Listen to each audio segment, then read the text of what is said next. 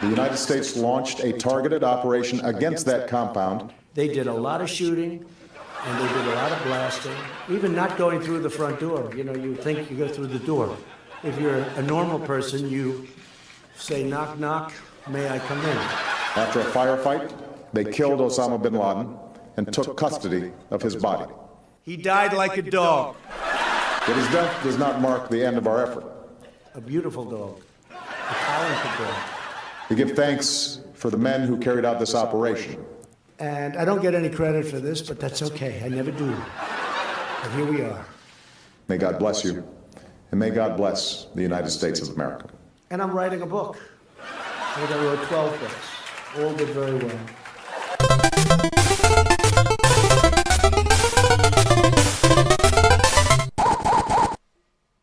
Morning, everybody. Morning. Okay, you all know the drill. We have a shooter out there who is ready for some increasingly frustrating action. Group 1, you're going out there first, so I want you slow and stupid. Hey, how come I'm always in Group 1? You know, I can't keep getting shot like this. It's bad for my health. Hey, you knew the risks when you signed up for this job, buddy. Now I want you pounding down those meatball subs and rip a couple bong hits while you're at it. They like it when you flutter around aimlessly. Good, good. Okay, middle groups. Take it easy on the food and drugs. I need you alert out there, but still shootable enough so he wants to keep playing. Oh, and here's a couple bulletproof vests. There will be at least 2 or 3 times when he clearly shoots you, but you keep flying anyway. Alright, last but not least, Group 3. I want you chugging those energy drinks and don't hold back on the blow. I want you birds coked out of your minds out there. Sir, we have a problem. What's the matter? The shooter's using a game genie. That's alright, we've dealt with that before. He's also holding the gun right up to the screen. Dude, God damn it, the game just started!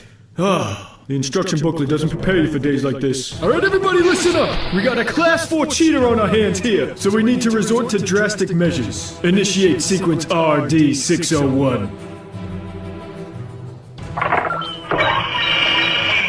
What's that? It's the ultimate weapon, a mix of crystal meth, jet fuel, and pixie sticks. Dear God. This asshole wants to play rough? We'll play rough.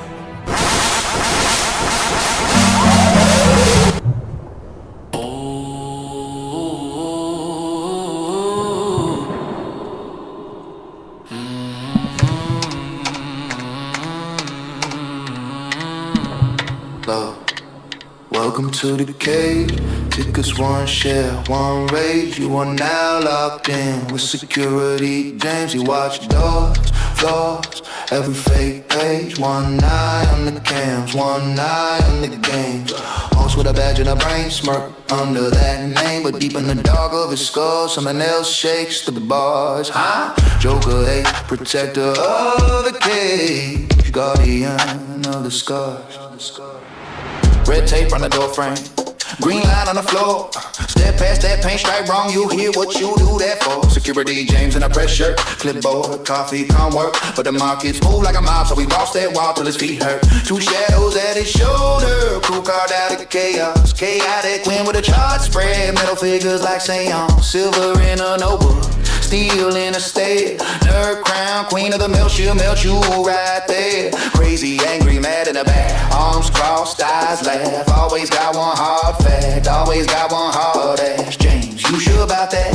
Show me where the numbers match. Push him till the mask cracks, then the ape starts to scratch. Welcome to the AMC. Get ready, it's time for some true chaos in the AMC 8K. Turn page, we don't bow, we don't break, we engage. All security, James, Joker, ape off the chain. Welcome to the family inside this frame, where the market tricks get dragged by name. We break down moves, step out of the haze. Welcome, welcome to the AMC. Lights buzz, screens glow pale, every candle's like a jail tape. Gap up, gap down, head fade, little traps in a thin veil. Winning task keys, metal hum on the head. Look close, where the volume bled. See that wall, they built that spread. That's fear, painted bright red. She's squeezing ounces and flows, old veins vaulted. Rose turns cold, dead into bones. You can feel in your toes. Man paces, fist like stone. Explain that spread or leave it alone. He'll flip that script, raise that tone to the flimsy like it's shown. James holds fast to his chest, but your red claws at the vest. When it's short your breath, you invest. You don't panic, sell your best. 2 voices share, one slow, one calm, one cool. One keeps the flow peaceful, one rewrites the rules.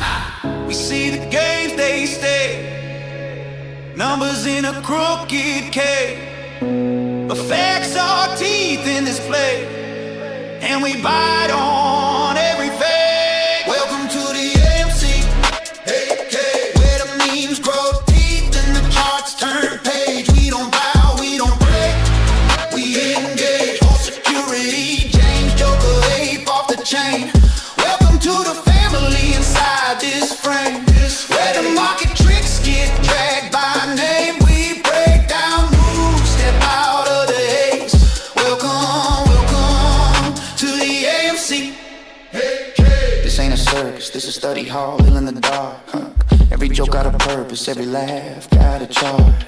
Bean basket bloodline, deep roots in the timeline. We rewind each headline till the crooked parts align. If you're scared of the truth, don't step in this ring. If you ready to learn, pull a chair, let it sting. Win with the middle map, with the cross exam. James at the camp with a plan, Joker rape with the slam. Doors locked, intro done, showtime, throttle spun. James on the mic, you know the one. Rule question, everyone. Watch friends, don't chase. What proof in that case? Joker, rape, laughs, and James face. Teach him how to spot the fake base. We.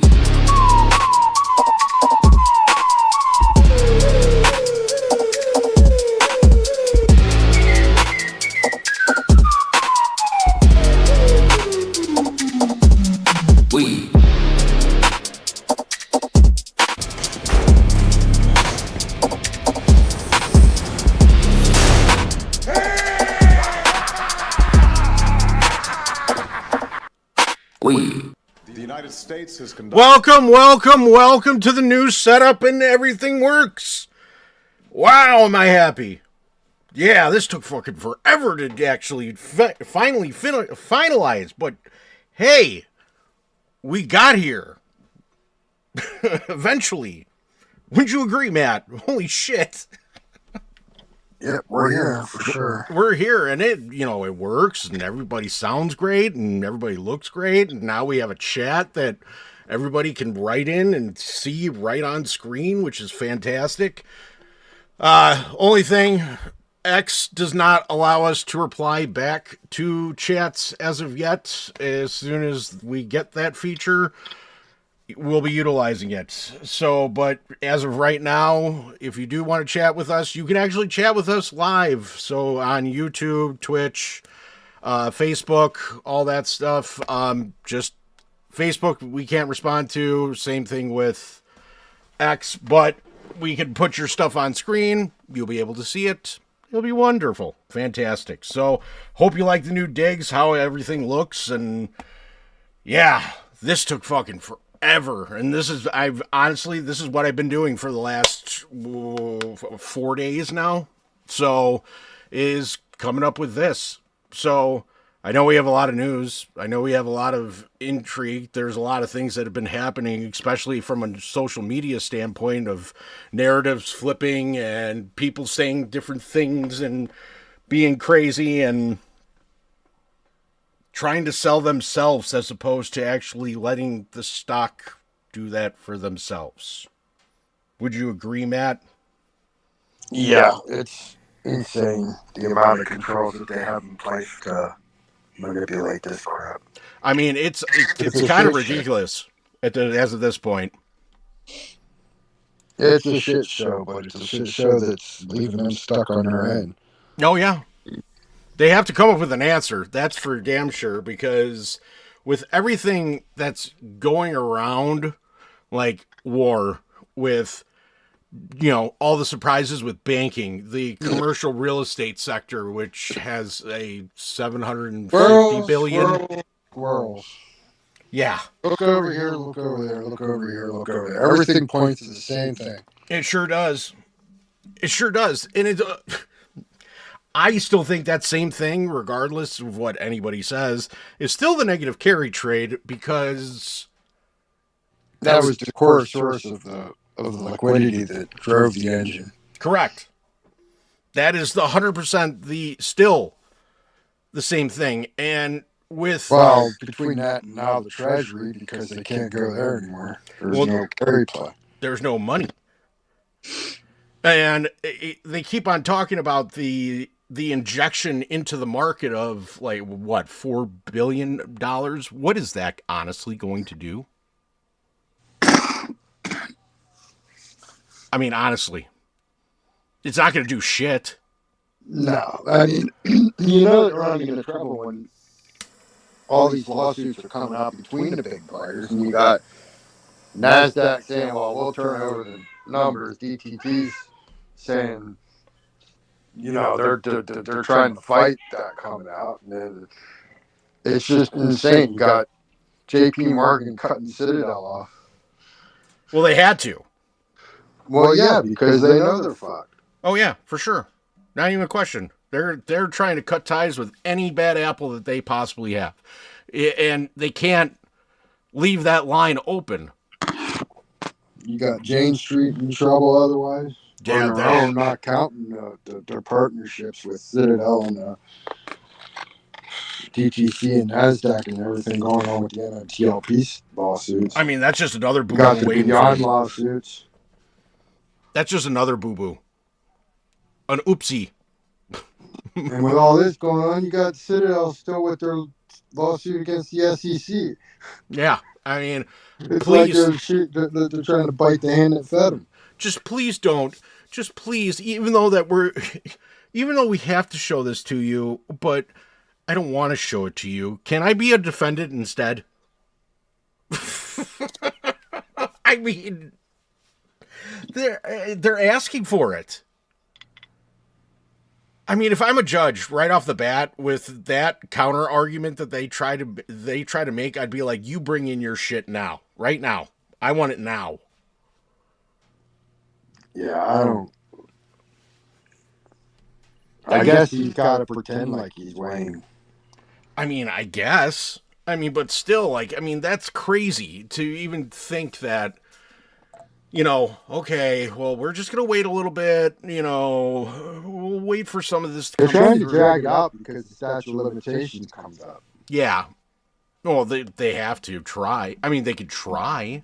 Yeah, but the judging, I mean, I don't even know if the statute of limitation holds up once it's in court.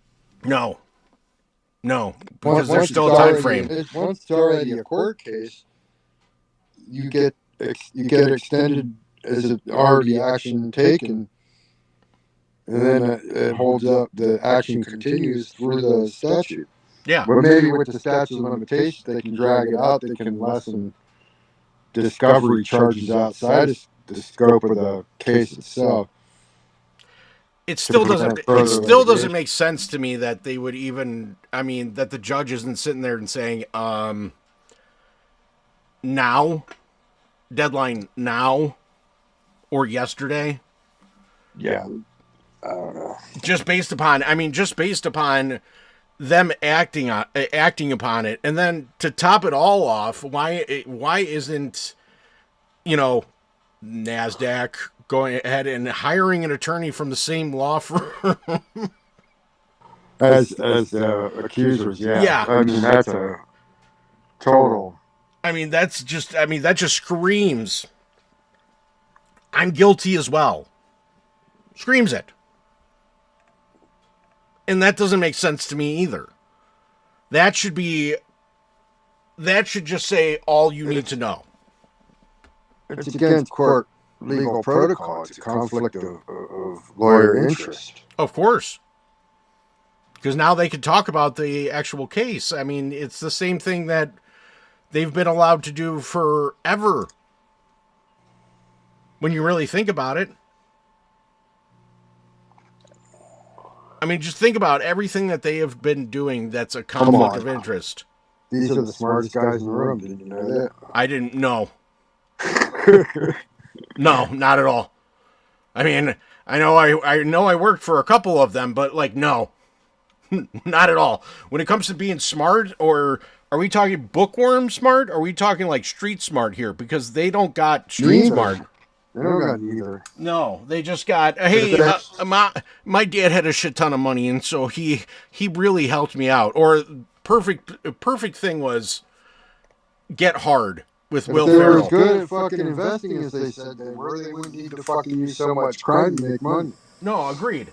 But that's the funny part about it. When I'm thinking about Get Hard, and they go, "Oh, you really did it on your own, sir. I only took a $5 million loan to get this whole thing started. Oh, you really did it on your own." Please. You didn't do shit on your own. You know, if you have to borrow money, I mean, okay, here and there, whatever, I can understand that. But when you're talking million with an M, yeah, that you had to borrow from your grandfather or something like that, no, you really didn't do it on your own. You did it on the back of somebody else. How many loans did Citadel take out in the last 2 years to first pay employee bonuses and then to pay kickback earnings on account customer account gains? Yeah, I mean, because why would you close the gains to pay them? They have to. They can't. I know, but they have to. So they had to take out a loan instead. I mean, probably because they're like, "Is our money safe? We want our money." Yeah, we want our money, but things safe. Here, look, I'll pay you back some of the money that you made so far. Here, let me go get a loan. Well, you see, it's like this. You know, I needed money, but you know, neither the government and you know, you had a couple legal cases, and they kind of took it all from me. But will you give me a loan? I mean, remember in 22, the Rothschilds were auctioning off their family airlines for money? I mean, yeah. What was that, Christie's in New York? Yeah, they had to give up a shit ton. A shit ton. But, I mean, that's the life when you're one of the 5 richest families in the world. And, like, the definition of old money. Like, if you look at the definition of old money, you should see a picture of the Rothschilds, Rockefeller, DuPont. Yeah, DuPont. Morgans. Yeah. Carnegie's. Bush. Fords. I mean, you should see a picture of them. That's what you should see. Because they just got money and more money pouring out of every orifice of their body. The entire European royalty. They have it in their control, like in grasp, like, oh, I got you under my skin. I mean, yeah, they're screwed. But what's honestly, out of everything that I've been like looking into, reading up on, all that stuff, I mean, he is my personal, you know, dum-dum of the week this week. Yeah, I did. I had time to come up with one. So we are going to do that today. I know Matt has a couple probably just because. I have one, but I don't want to put the name out. You don't have to. You don't have to. Because we're just talking about what they did and what I have evidence of. I'll just tell you mine. But I know my Dum Dum of the Week award, and I will tell you it's glorious because I have made a video about him. I have actually had a show about him just because he's an idiot. And this last meeting that he was a part of, I mean, just screamed, I'm a jackass. But you know what? Now that I'm thinking about it, because this is a perfect time, welcome to Dum Dum of the Week.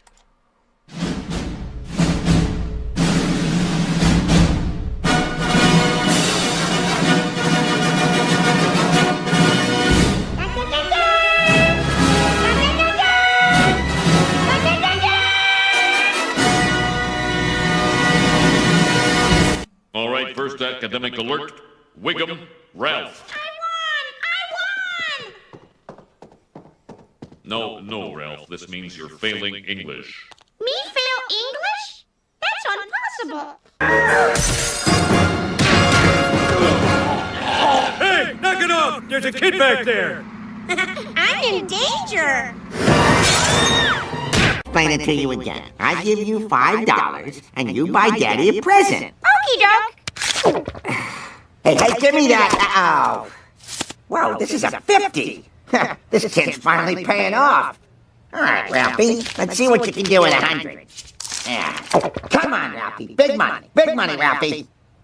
Welcome back to the AMC Ape Cage, where we scroll through the timeline rage. There he is on his digital throne, paper crown, tiny brain typing like he's grown. Screenshot ready, hit that zoom, put that masterpiece up in the room. Hey, dum-dum of the week, stand up, take a bow, so proud of being dumb. Wear that paper crown, dum-dum of the week. You hit a brand new low, we read your tweet out loud on the AMC Ape Cage show.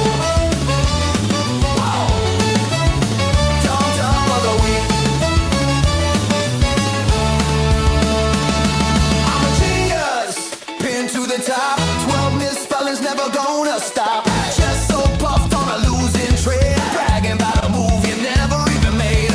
Got that quote on the big screen, whole chat laughing, know what we mean. Hey, dum-dum of the week, stand up, take a bow, so proud of being dumb. Wear that paper crown, dum-dum of the week. You hit a brand new low, we reach a tweet out loud on the AMC Ape Cage show.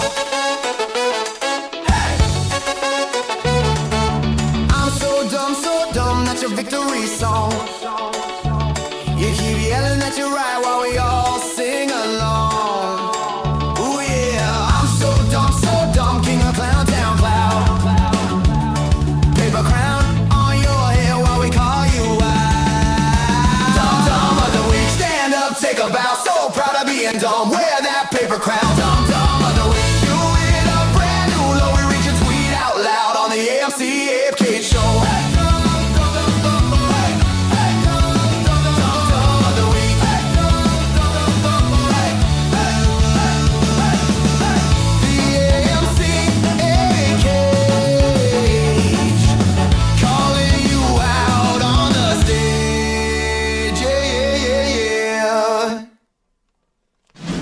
And Dum Dum of the Week. I love that. I love how it just like transitions so seamlessly too. It's such a nice feature. So, Matt, I'm going to give you the distinct pleasure of saying your Dum Dum of the Week. Bing. Don't make me get the gong, Matt.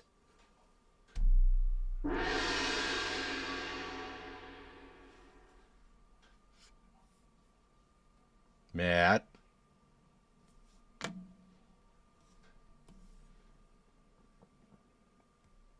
I'm here. I was pulling it up on the screen. I sent it to you in Messenger. I sent you a screenshot to see if you could put it on the screen.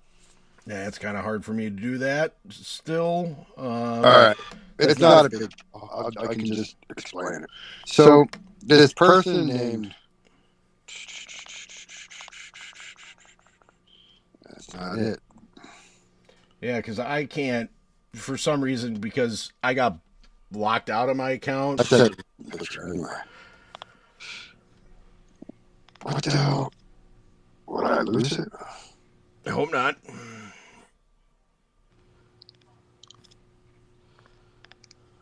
Mine's a good one anyway.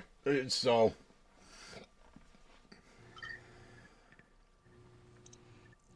I just had it. There it is. There we go. Sorry, I had to find it in my pictures. Gotcha. So, ironically, somebody named with the tag name Kush. We all know about the KUSH Club. Ooh. So this particular Kush, who is at and has like CEO in his at name, right, is pushing Beyond Meat. Now he is an AMC corporate hater, an AA hater. He's all, AMC bag holders this, bag holders that, and they screwed us, and blah, blah, blah. But he's moved on from that now, since like 3 quarters ago, and he's all in on Beyond. And I say all in, like he's posting videos of him going through like McDonald's, oh, look at the menu, Beyond. Like anybody eats that fucking shit. Well, if you do, I'm sorry, I'm not. I don't trust their fucking burger meat, let alone their fucking not burger meat. Oh my god. So wait, what's so ironic he is all wants to. Hodl, OG8, hodl, you know, squeeze, everybody hodl, pump it up. And then he showed like an account picture where he's got like 4,000 shares and like this cost average. Well, I'm like, this is weird. So I'm like scrolling through his fucking timeline to see like where he's actually posting. And I get down further and there's another screenshot of his account. He had like 3,000 some shares in the first screenshot from earlier on with a $4,000 loss or something on it, right? Mm-hmm. And he had like a $4 and something average. So I'm like, okay. But the thing is that the post that he posted 2 days ago shows 4,000 shares at a 40-cent average and like a $44 loss. Oh my god. I'm like, yeah, holy shit, because that's not possible. You can't add a 30% increase in shares and come down from a $3,000 loss to $45 on your account as a loss and an average down by fucking 75%. You ain't holding shit. Oh my god. So he exploited himself. Yeah, it's pure social manipulation. It's a pump and dump. It's like you literally could get prosecuted for that shit just on them 2 screenshots. That is fucking hysterical. I am not going to lie. That's my dum-dum. I mean... Oh, and then I went into Grok and got an outline of his history. Mm-hmm. For like 3 years, he was all AMC, and then he went fucking AMC hater, AA hater. And they screwed us and all this, and now he's like trying to pump dump beyond. That's fucking hysterical. And I'm like, this motherfucker probably never was a hoarder. He's probably the same. I'm waiting to find out. But if it's the same fucking kush that was all over in the fucking AMC spaces, I'm gonna fucking, I'm fine. I'm waiting to catch him in his face and I'm gonna blast his ass. Are we talking about the sugar of Kush? I'm thinking it might be, but I don't know because the name's different and there's no association of that account to Sugar Cash. And Sugar Kush still has its account, but it went private. So I can't see anything. Interesting. Yeah, it's very interesting. But anyhow, whoever owns the IPO address for this other, I'll just say that. Pull it up again.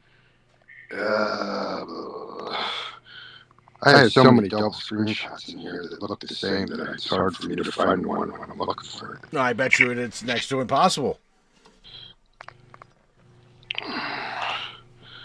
There it is.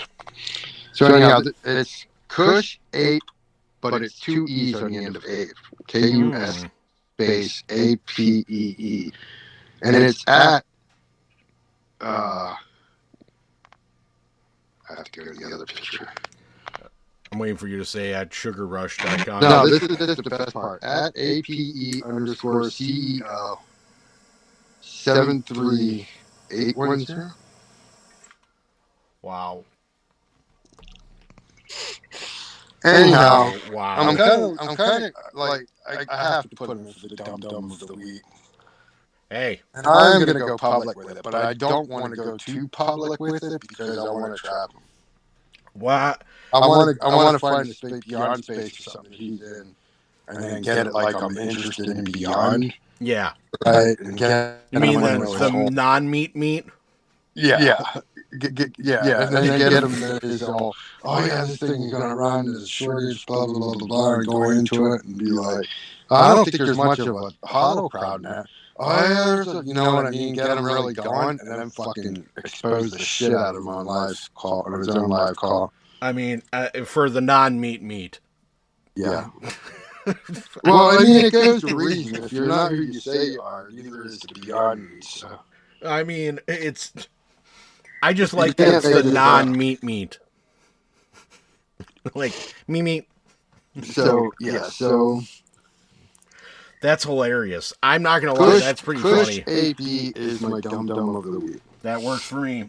Well, my dum dum of the week, like I said, he's a classic. He's been my idiot, my moron, the whole reason of why our economy is down, and with his direction. There's my good friend Jerome, Mr. Burns Powell. Because if you watched the last Fed, his last, interview, or the last time that he spoke about our economy, I have never seen somebody so scared to, one, actually talk, two, to actually go ahead and try to protect his legacy, I guess. Because that's exactly what he was trying to do. This guy has not made one hard decision yet to go ahead and actually force any type of direction for our economy. Period. He hasn't. When it comes to, I could go ahead and I'm going to try and, curb inflation, but, I'm getting so much money through the Bat Cave, or through the renovations that we made, and the Bat Tank can just barely fit down the hallway right now. But we needed the extra money. Wait, what extra money? I thought that was denied. I mean, Trump went over and looked at the renovations and said, we're not paying for this. Like, we have a video of it. Like, what extra money? Well, you see, that money came from, private investors. And, yeah, really? Which ones? Okay. I don't believe you at all. And then, to top it all off, I mean, we can't do anything when it comes to interest rates, because if we raise them, you're going to feel it. If we lower it, you're still going to feel it. But I'm doing everything we can. We can't tariff. Wait. Oh, they didn't do anything really yet? No, we still can't. Oh, wait, we can't now. War. I mean, the fucking shipping lanes are all closed. Oh, wait, before that? No, we couldn't then, because they were going after Argentina, Venezuela. And they were taking over oil ships, and no, we weren't sure. Maybe not do anything yet. Every excuse they can find not to do anything and sit on their fucking hands. Yeah. Too late how? But it's too late. And on top of it, like I said, and I am still of this stance, and I will always be of this stance, because they needed to try and curb inflation right off the fucking bat by raising interest rates to the highest mark that they could possibly do, realistically. And this way, it would shock interest rates, and by doing so, curb inflation at that point. But they didn't do that. We'll just raise it a quarter of an inch. They should have just left them high longer. Could have. It was working. They turn around almost 1.5 in three meetings. Yeah, and they can't even do. But now they didn't even wait to see the reaction from it. Like, initially they raised them too fast, and then they were too quick to lower them. Yeah, but when it comes to that and just the economics of it, if you go ahead and you shock interest rates right off the bat, you would have curbed them. Inflation would have been curbed. Except for one problem. They didn't. They were still spending all that money. Well, that too. But, I mean, you have that. Then because you look at all the money they spent that was from 2020 shutdowns, the reason they had to raise the rates. I mean, right? But the amount of money they raised the rates caused the 2022 bank failures, and then they had to fucking print a shit ton of fucking money and push a bunch of fucking money back into the fucking market to crush all the bankruptcy losses. What? So, and then they turn around and you say, "Oh, we'll lower rates now." Like, okay, but that's not going to curb real estate rates, just because real estate rates are the redheaded stepchild when it comes to, they're never going to do whatever the Fed rate is going to do. They just don't. They never have. They never will. And that's the one problem. And the excuse that you guys heard was, oh, it's so the American people could buy homes. That's not true. The Fed rate doesn't work that way. Because no matter what, if they lower the Fed rate, you're still going to get charged at origination, which is still going to bring your interest rate up, which is still going to make you have to buy points if you want a lower rate. And the banks still don't have the liquidity, so they're still going to be tight on lending. So. Correct. And because of that point, and the fact that they can't make payments on the higher notes that they already have because they've lowered rates, what happens to those loans? They're defaulted? I mean, that's why you're sitting on so much commercial real estate debt. Which is also one of my main reasons as to why Adam Aaron's a genius. And especially for what he's doing right now. But I'll get into that later when we go over the report. But he is my dum-dum of the week. Again, just because he's a moron, and he is so trying to protect his legacy, and that's all he's trying to do. What do you mean? How am I supposed to compete with Pal? You're cheating. I didn't cheat. I'm messing with you. I didn't cheat at all. I mean, I'm being realistic in every way, shape, and form about him being a moron. I mean, he's just trying to protect a legacy, but your legacy has no grounds or no statements attached to it. Through his, 8 years? He's going back through that revolving door right back to golden. Yeah. But I mean, it's been 8 years, right? Total? I think it's either 6 or 8. Because I know they're 3-year terms. Yeah, but I think he's not on 8. Is it 7? He might be. It might be 7, and he's getting up. Okay, because I'm trying to think. Because if it's 3-year terms, so 3, 6. I mean, he would have to be. Maybe it's 9. 9. 9 for no. God no. But there's no statements in there. Like, each one of the Fed chairs, if you look in history, have made I think Trump put him in at the end of his first term. And Biden capped him. Okay, so that's 4 years. He capped him when he came into his second term. So he's 6 on 7.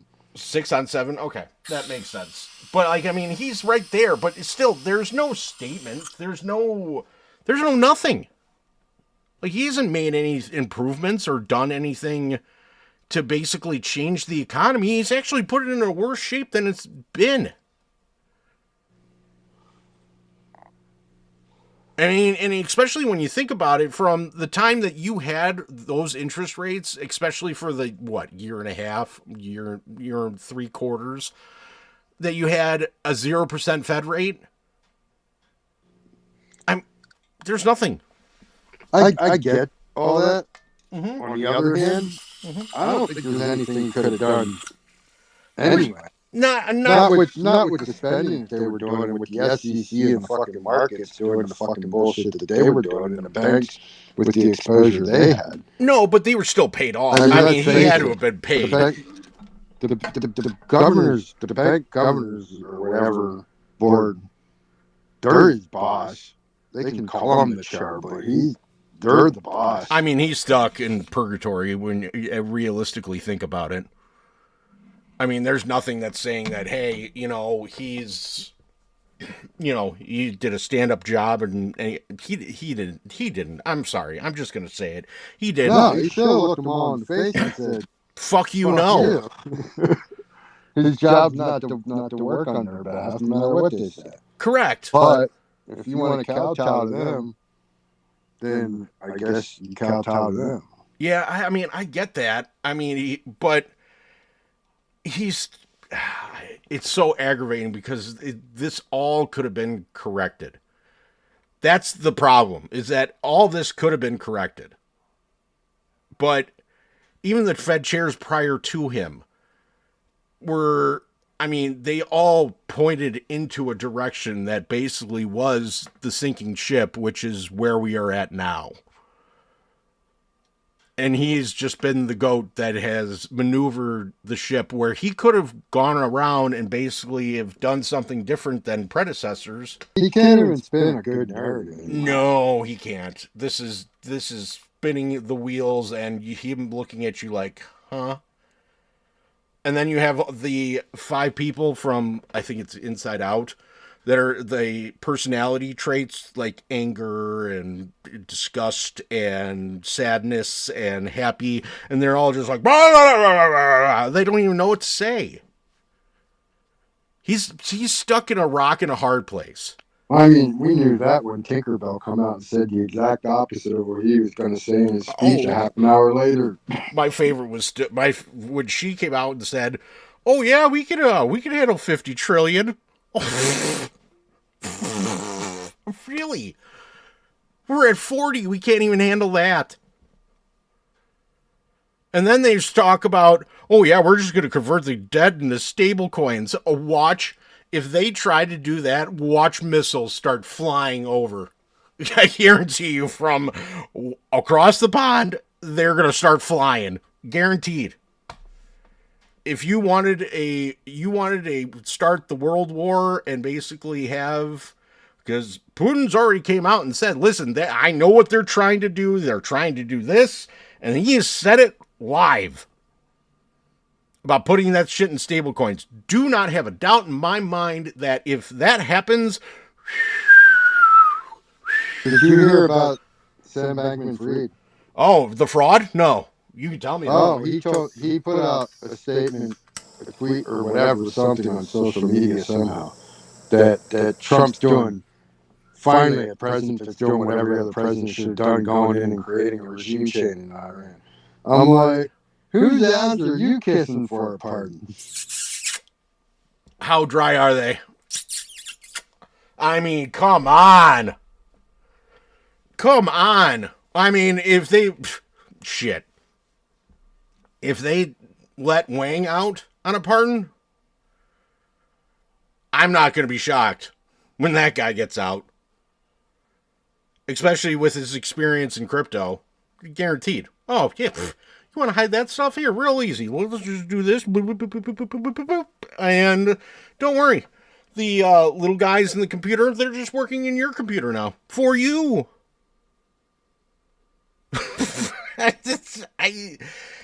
Honestly, you can't make this shit up. You really can't. And it's looking like Bitcoin's glass ceiling just turned into 12 inches of concrete. I mean, how bad did that shit fucking just tank? Is it still tanking? Really curious. I think it's trying to bust through that concrete ceiling, and I think it's getting dizzier every time it hits it. I mean, but it just goes to the same point that I was trying to make earlier. Is that, but I mean, it's already down, what, in a little more than what? 2 months? I mean, it's down 40, 50%. Hold on. We'll find out here. Its high was what, November? Bitcoin is at 72. From 120, so it's down like 40, a little over 40%. Yeah, I mean, it's almost 50% when you think about it. Because it's, or I'm sorry, 50,000 plus. And tanking now. As we speak. I mean, let it get down. Trust me, it's going to get down. I'm not going to be shocked when that thing goes down to like, 50, 45,000. Not going to be shocked whatsoever.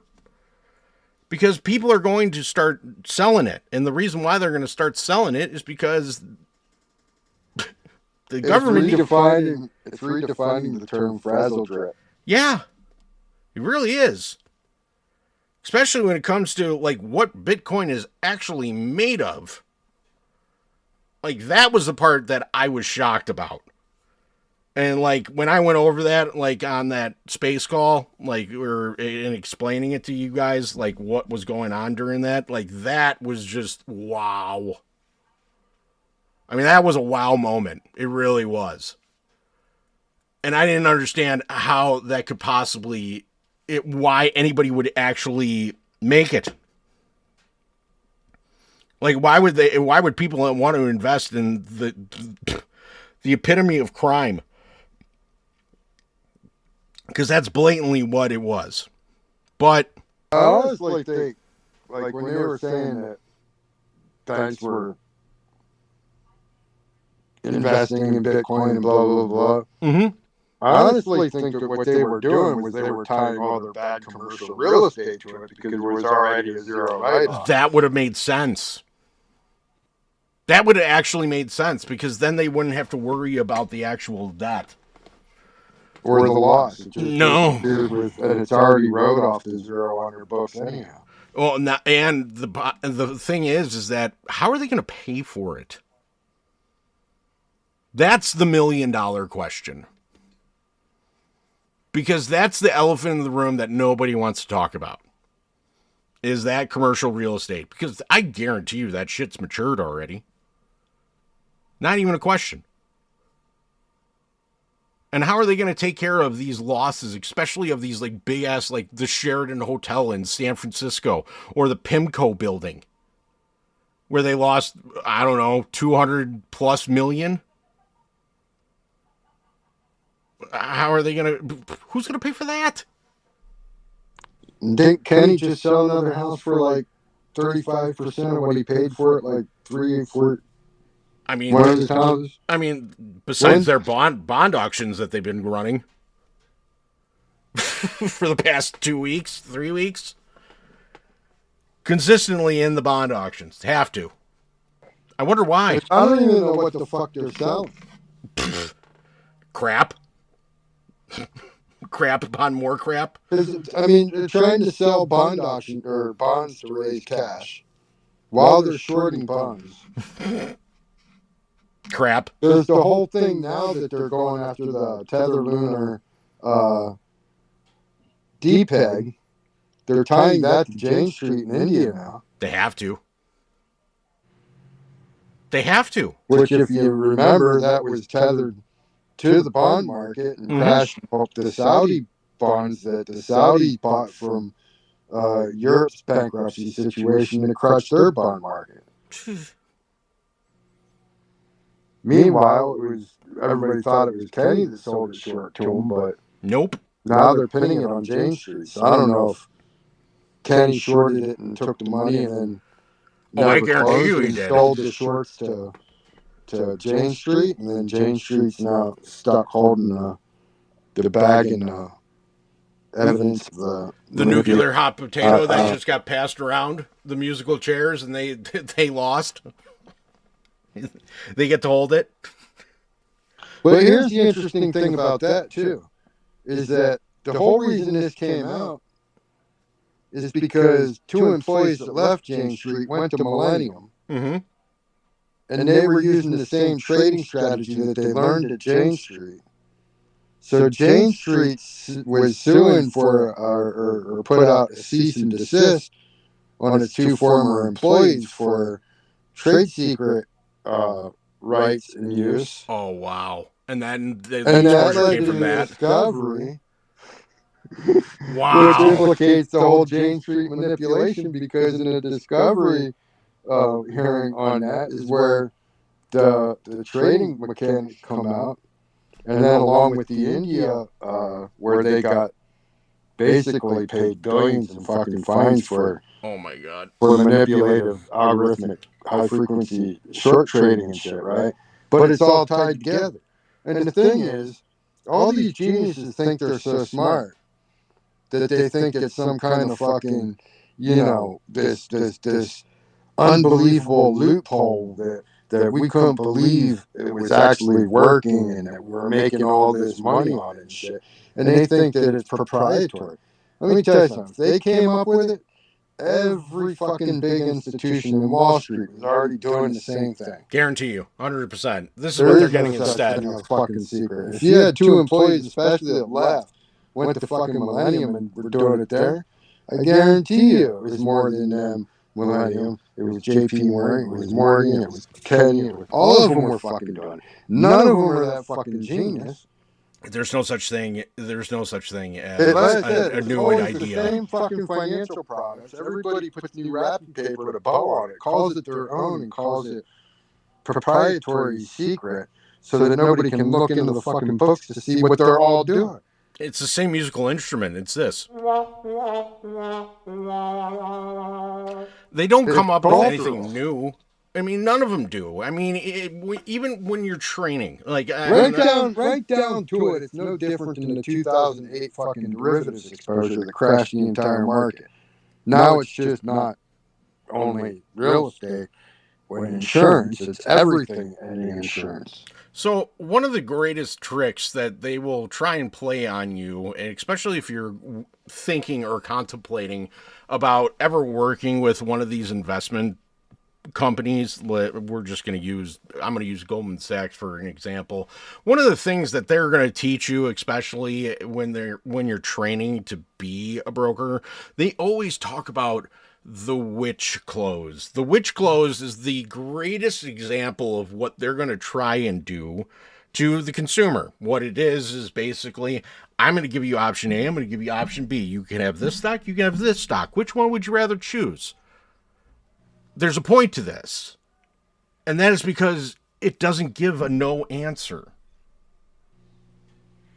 That's the whole point. And it's called a witch close. So when they go ahead and they're talking to you and they're trying to sell you on some stock and this is what this is going to do, this is what this is going to do, which one would you rather go with? The risky one or the average? And it's always the same. But that is something that they're going to innovate, that they're going to try and create for you so that this way you can see it for yourself. Because if you're able to see it when you're talking to somebody and they're going over charts and they're going over projections and what this one does and what this is doing what this is going to announce it to what this is going to announce, which one would you rather choose? Because it doesn't give them a no answer. You're going to pick one of them. You know what I want to study more about, because there's a lot more to it than I ever realized. When you get down into the actual details, there's a lot more information behind it now than I ever knew would be available. Black Monday. Oh, yeah. Black Monday. Holy crap, there was a lot of shit behind that that just met the eye. Oh, absolutely. There was a lot of stuff that very comparable to now. Very comparable. Especially with the Rothschild. What was it? Rothschild? It was Europe. Yeah. Bank, Rothschild. But no, I was talking about the U.S. subsidiary of that. Yeah. Well, they came down with it, but basically it was a very consolidated amount of S&P index exposure into the European banks and the Rothschilds and the U.S. banks, almost like the Magnificent Seven sort of style. And when they came down, they drug everything with it. It was 600 aspect, points in a day. 600 points in a day. 2 hours. No, I'm saying total in the day, though. Yeah, it wasn't like, was it 400 in the first 2 hours of market? Yeah. And you didn't have a pre-market like you do now. No. So it was like the market opened and it just free fell. Literally something that was unseen before, ever, in the history of the market. Actually, perfect example, and that was the same institution that Wolf of Wall Street. That's where he started. Ellis Rothschild.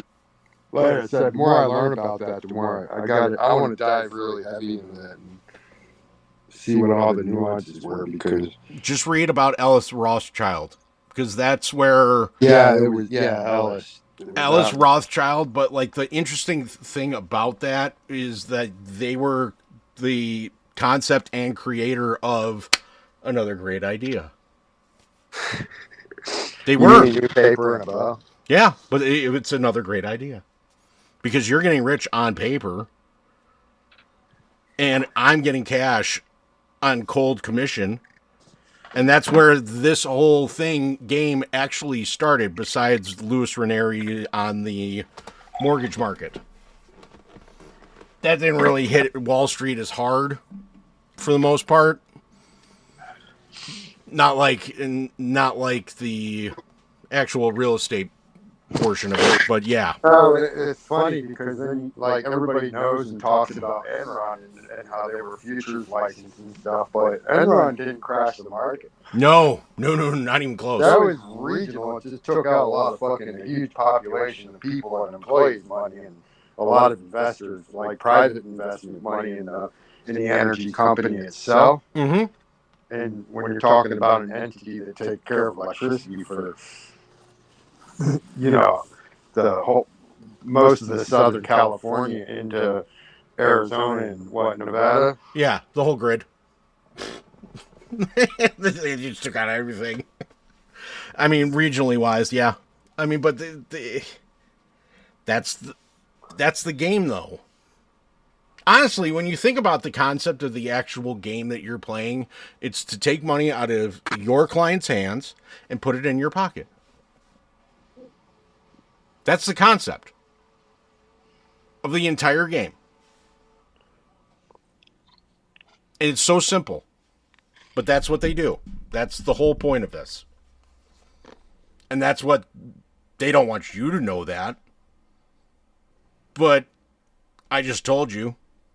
That's the trade secret.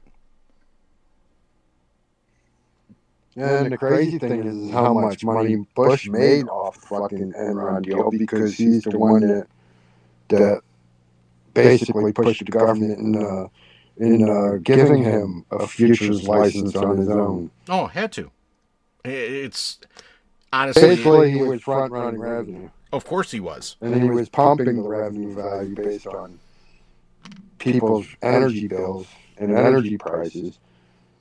And they were basically future selling, almost like you would book contract rate gain on a term bond. Mm-hmm.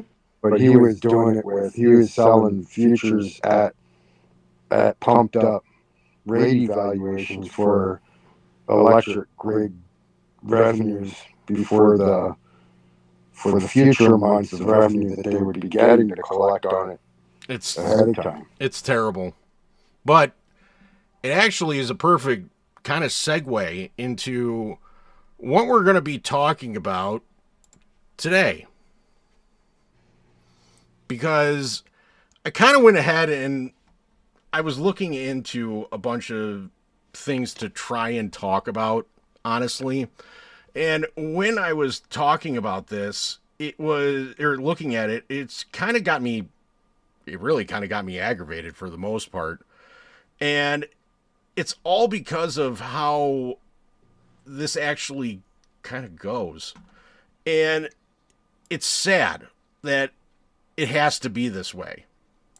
It really does. So, without further ado, the battle for truth, AMC's comeback, and the economic impact of global instability. In a world where the rich and powerful waltz through life with a level of impunity that would make even the most hardened criminals jealous, the term criminality might sound like a hyperbole. After all, how could it be criminal when you're pulling the strings that make the world turn? But let's be clear, this isn't some minor ethical slip-up or a collection of small, unrelated mistakes. Oh no. What we're witnessing is something far more insidious. It's a well-oiled, systemic, and meticulously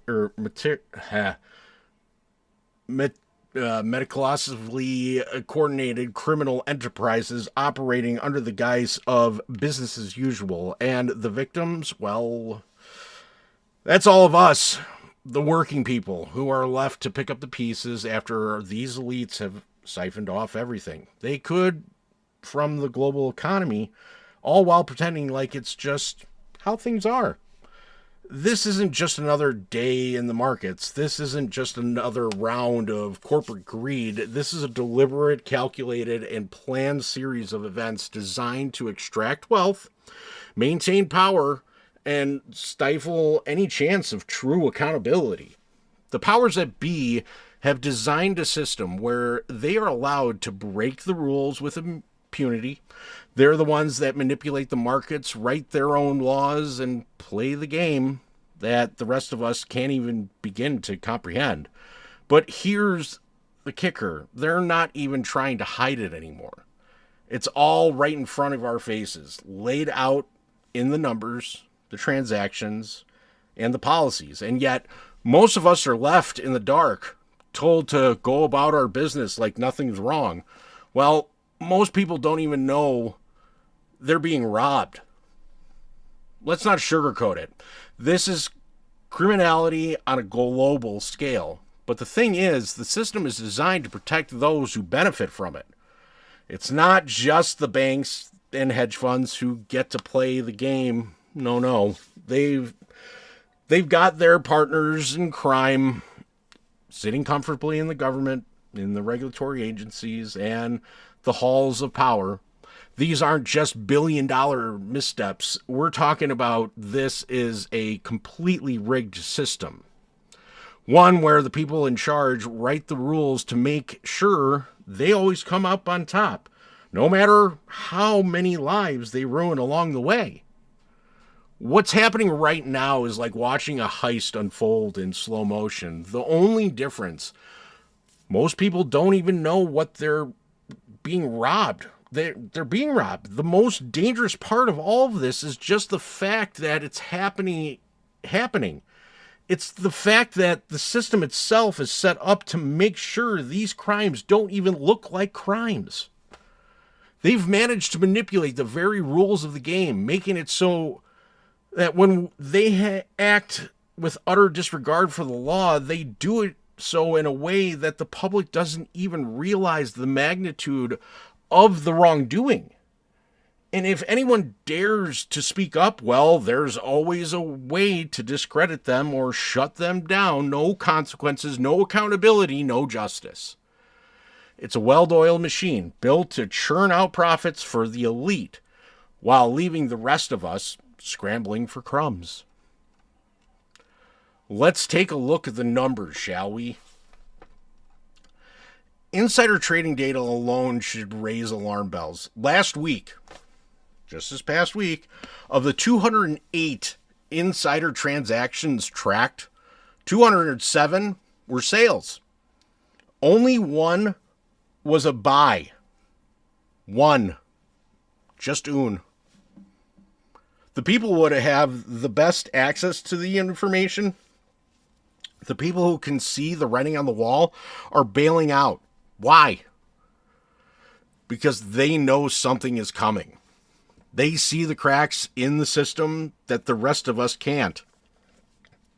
They're pulling their money out while telling the rest of us to keep calm and invest for the long term.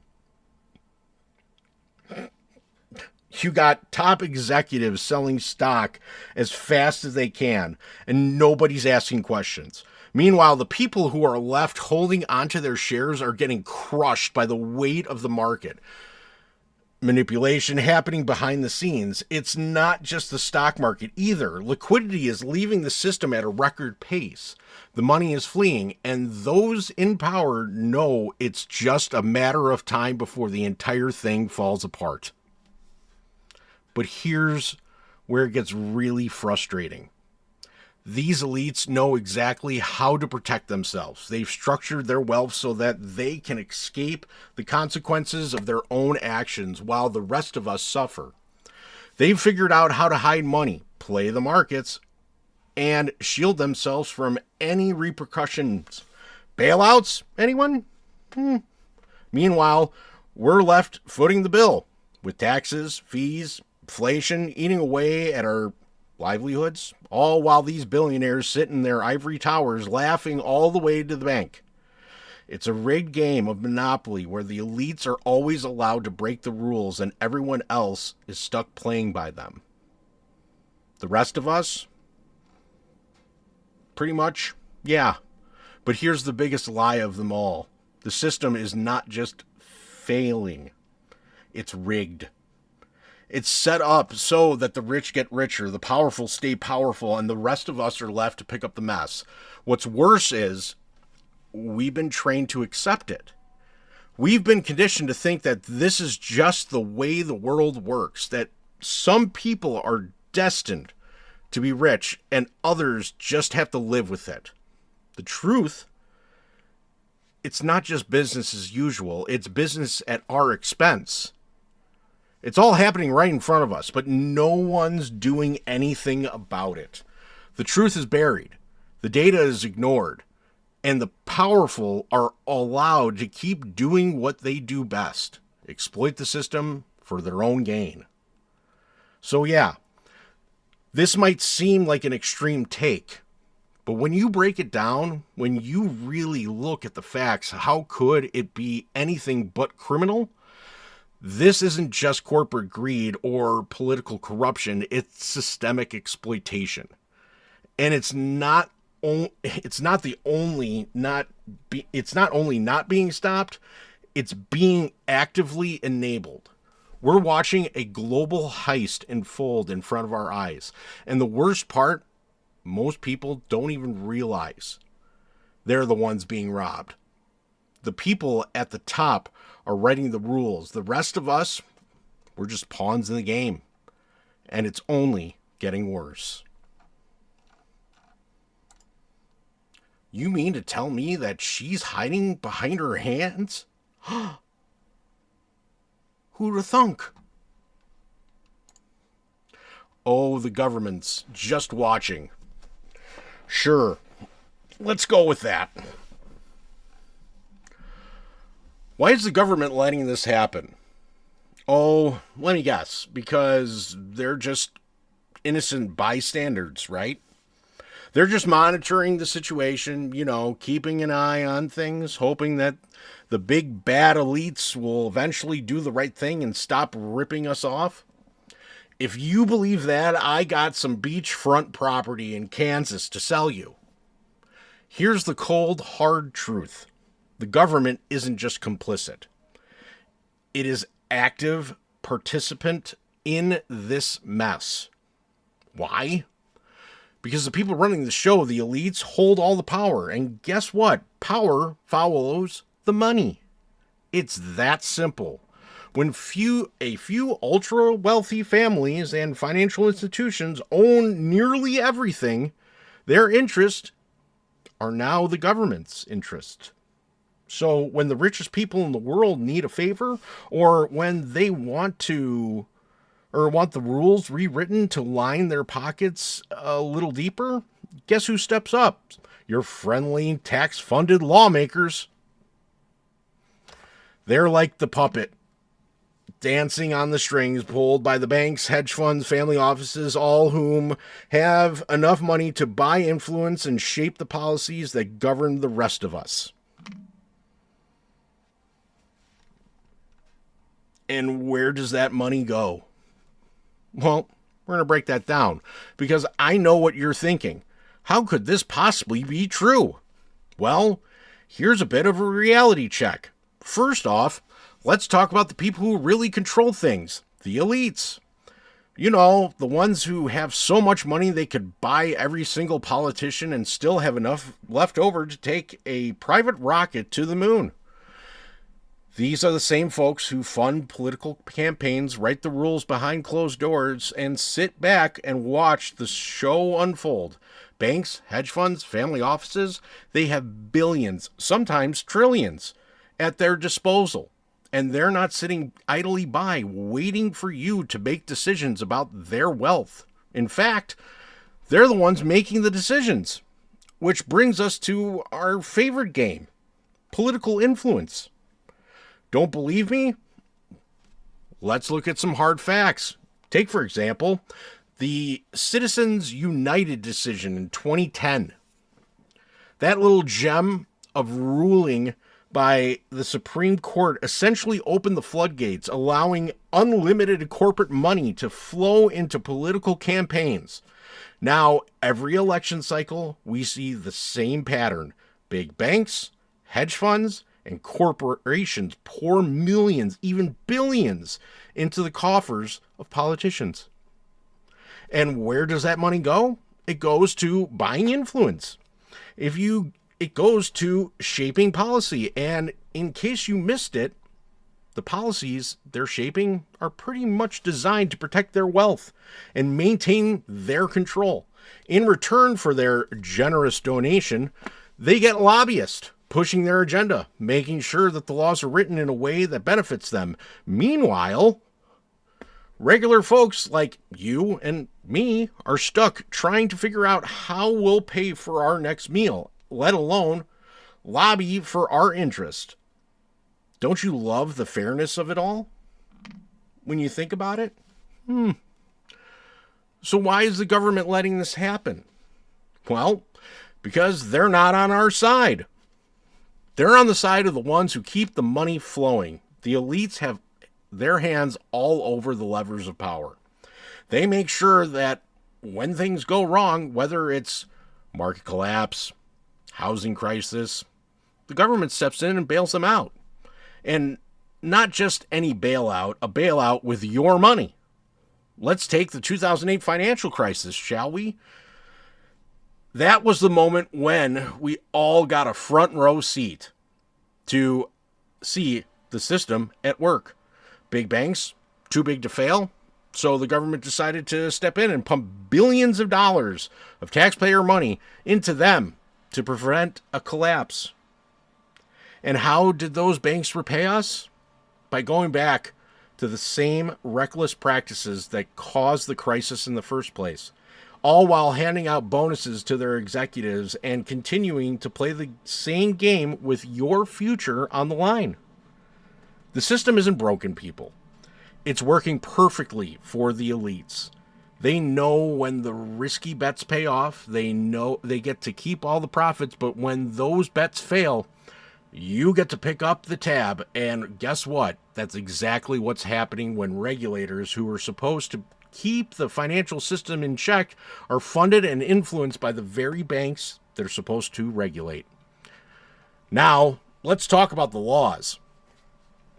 You know, those things that are supposed to protect us from corruption, market manipulation, and all-around bad behavior. Funny thing about those laws, they're written by the same people who benefit from breaking them. You think it's a coincidence that financial regulation are written in ways that allow billionaires to evade taxes, to keep their money tucked away in offshore accounts? Or that the fines and market manipulation are nothing more than a slap on the wrist for those who control the financial system? Perfect example, JP Morgan. $904 million in fines over the last 5 years just with silver. And they've made $50 billion. Matt, what's that spread? 904 million to $50 billion. I mean, what, 97%? 98? Somewhere around there? Just, I mean, absolutely stupid. It's less than 2% fee to profit.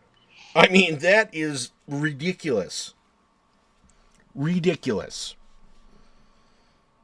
So, take the SEC, the U.S. Securities and Exchange Commission. They're supposed to be watching out for the illegal trading and protecting investors, right? Well, let's just say they've become experts at letting the big players off the hook.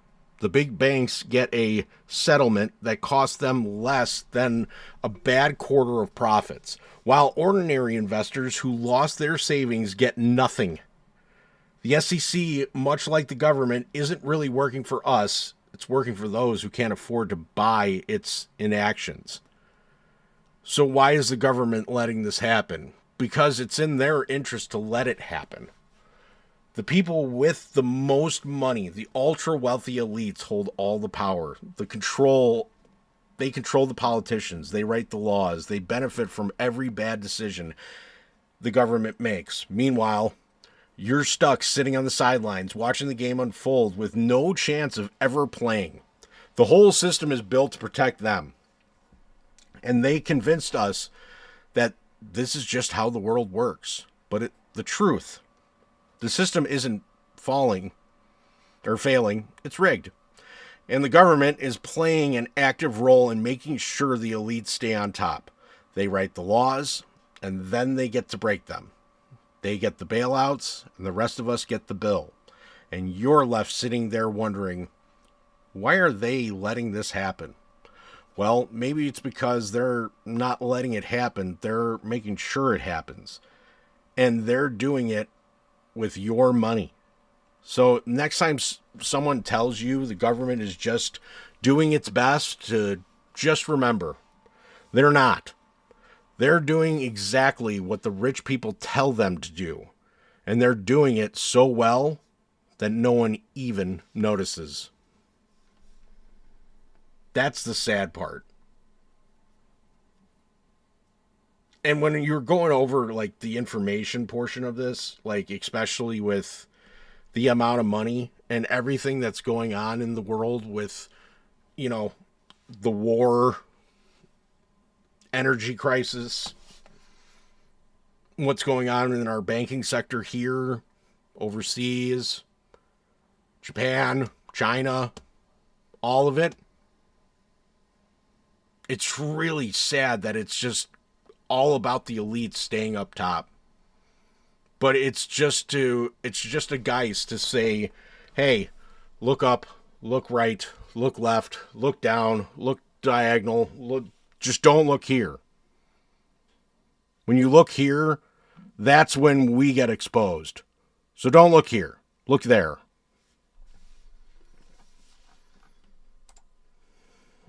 For fair selection, everyone has to take the same exam.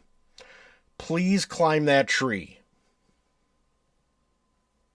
I don't think the penguin or the elephant are climbing that tree. Maybe the dog and the sea lion are definitely not. The bird can fly up there. The monkey can climb. Good joke. A big happy family. Banks, hedge funds, regulators, what could go wrong? So you think the financial system is all about sunshine and rainbows, right? Everyone playing by the same rules. The market is totally above board. Of course, that's the story we're told. But let's just take a quick peek behind the curtain, shall we? Spoiler alert, it's not pretty. In fact, it's more like a big, fat, rigged carnival where the only ones winning are the insiders, the banks, the hedge funds, family offices, and, of course, the regulators who are supposedly supposed to keep it all in check, but are instead playing the role of professional enabler. So, you see, these so-called financial professionals have perfected the art of the double game. Make a risky bet, wreck the system, and when things go south, get bailed out. All while the rest of us are left footing the bill. It's like playing Monopoly, where only the rich people are allowed to change the rules as they go along. And the only time someone lands on Boardwalk is when it's time for them to take another free pass. So let's take a look at the hard, cold facts, the data. Ready for the truth? Here's a glimpse into the collusion taking place right under our noses. Insider trading.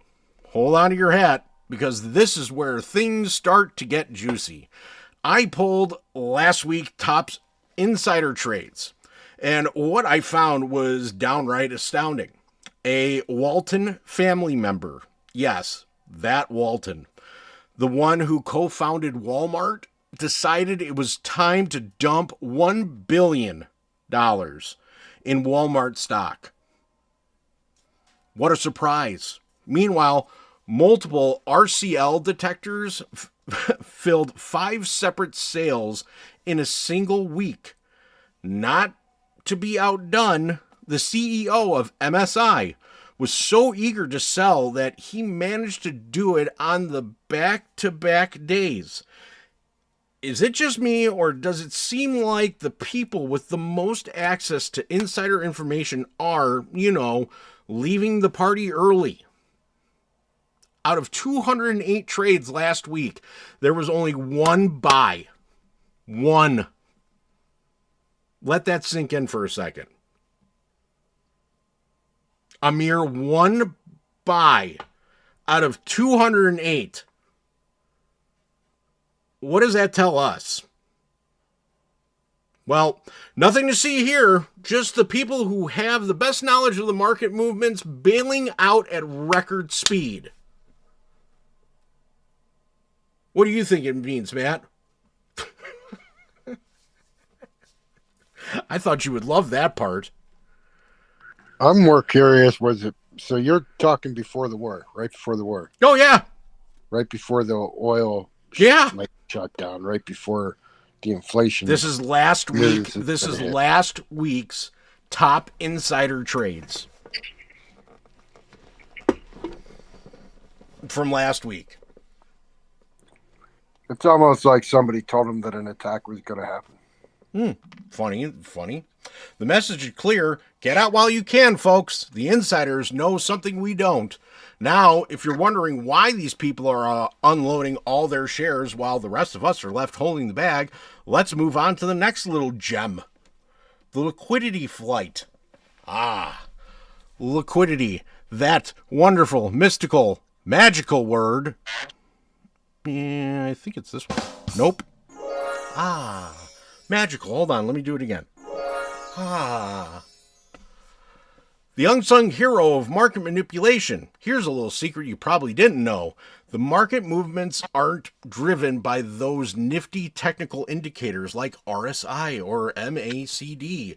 Those are just distractions for the retail investor.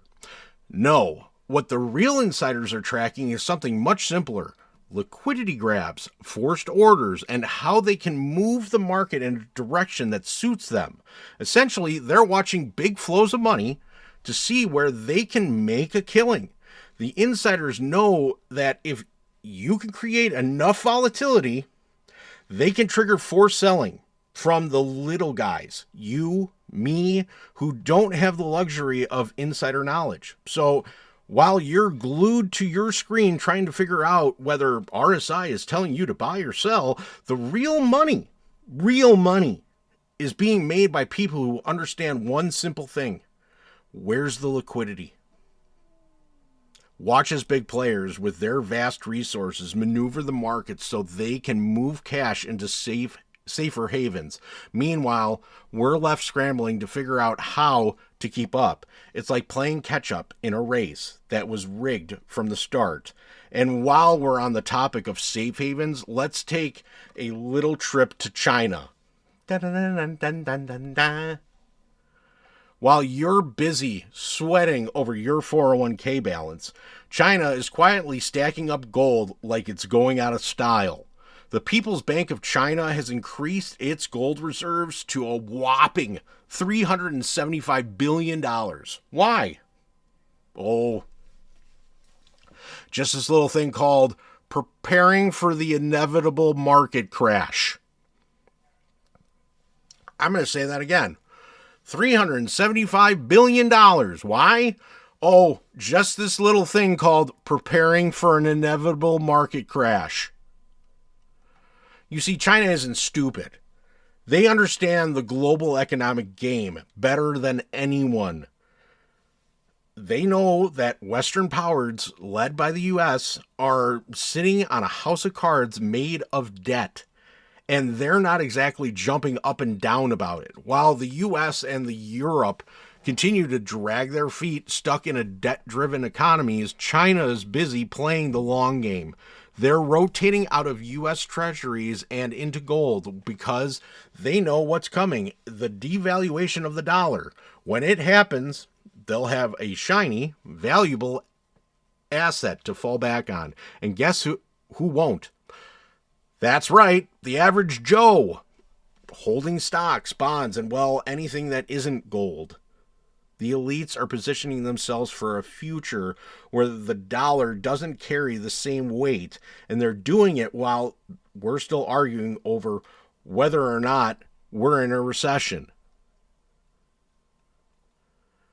Talk about playing the long game. So here's the bottom line. The whole financial system, rigged. And while you're left trying to figure out whether to sell your last few shares of stock before the next crash, the people who control the markets, the banks, the hedge funds, family offices, and the regulators are already way ahead of you. They know exactly what's happening, and they're using insider information, liquidity grabs, and gold hoarding to assure they stay up on top while we're left scrambling over scraps. The whole thing is carefully orchestrated performance. And guess who's the audience? You and me. So next time someone tells you that the financial system is fair and just remember it's a game. And we're not playing in it. We're the ones paying for it.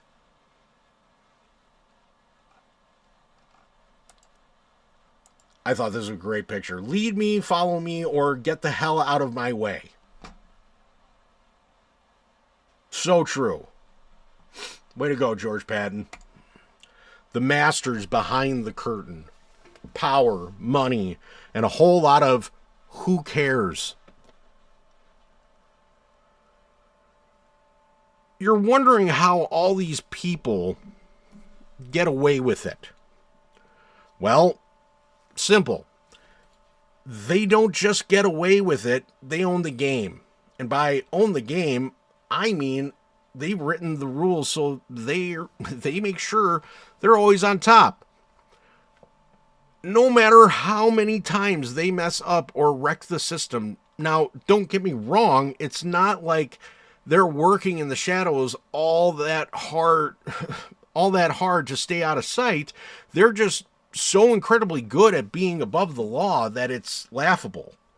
The system is designed to protect them. So when they take a wrecking ball to the economy, who do you think cleans up the mess? It's you and me, the average people. Oh, but don't worry. They have it all figured out. Let's take a look at the people behind the curtain who are making a fortune off of our misery. You know, just in case you thought this was all an accident. The banks. Oh, don't worry. We're too big to fail again. The banks. Oh, yes. These titans of moral superiority. They've been gaming the system for decades. They've mastered the art of profiting off of failure. These institutions have perfected the business model of too big to fail, where they take massive risks, screw up, and then wait for taxpayers to come in and bail them out. It's like a never-ending party for the elites, and guess who's stuck picking up the tab? That's right, you! They've got the power, they've got the money, and most importantly, they've got connections. Take the 2008 financial crisis. Just for an example, a crisis that should have sent some of the largest banks into the ground. Did it? No, it didn't. Of course not. The government, led by the very same people who reaped the benefits of these banks, stepped in with taxpayer-funded bailouts, saving them from their own reckless gambling. It wasn't a lesson in accountability. Oh no. It was a lesson in how to profit from failure.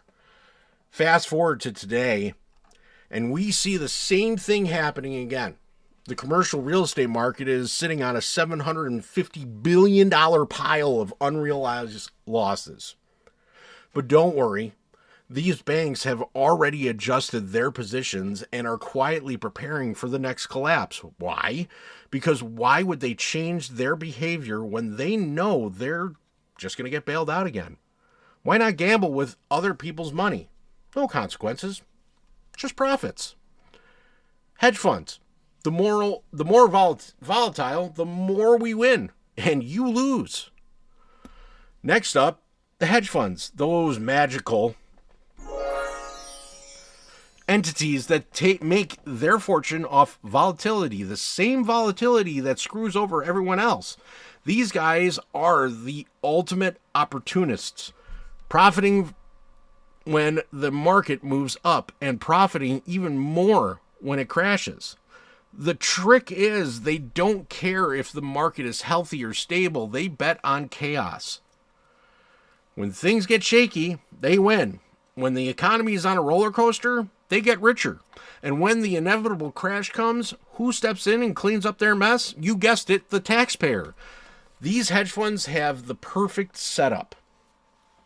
Access to insider information, leverage to manipulate the markets, and connections to avoid the accountability. When they win, it's a private victory. But when they lose, it's our public expense. They might lose millions on bad bets, but guess who picks up the tab when the government steps in? You. So while these hedge funds throw their weight around the regulators, they're too busy turning a blind eye and making sure nothing bad happens to these financial elites. Family offices? Why be honest when you can buy influence? Then we have family offices. You know, the ultra-wealthy clans who are basically above the law. They've got the perfect setup. They avoid taxes. They engage in market manipulation, and when things get a little tricky, they just make sure they've bought enough influence to stay out of trouble. Do you think they have to play by the rules you do? Of course not.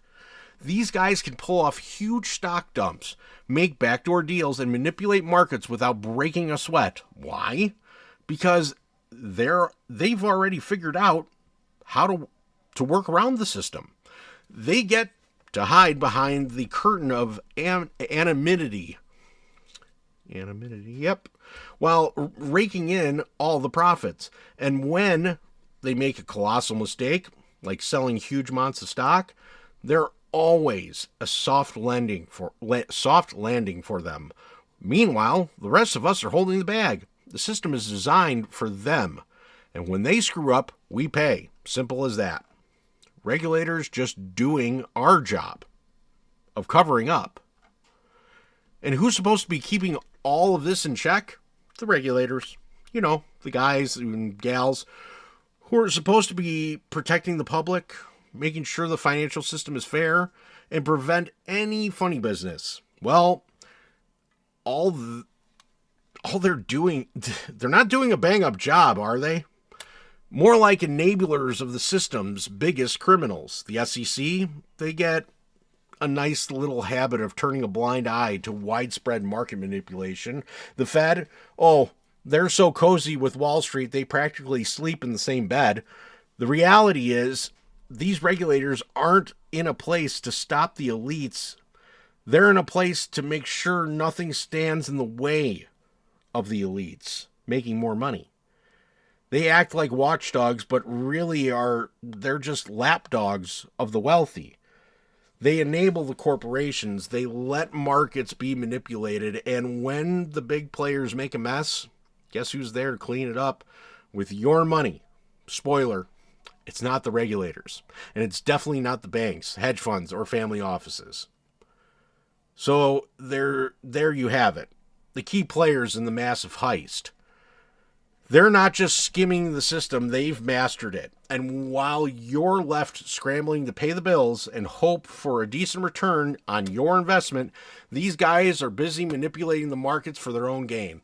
Whether it's the banks profiting off of their reckless behavior, the hedge funds cashing in on chaos, the family offices pulling the strings behind closed doors, or the regulators who should be stopping this but instead are just fine with it, it's all one big rigged game. And guess who loses? You do. We do. The average people who are stuck in a system with no way out. Meanwhile, the people behind the curtain are counting their profits, laughing all the way to the bank. And the rest of us, We're just left holding the bag.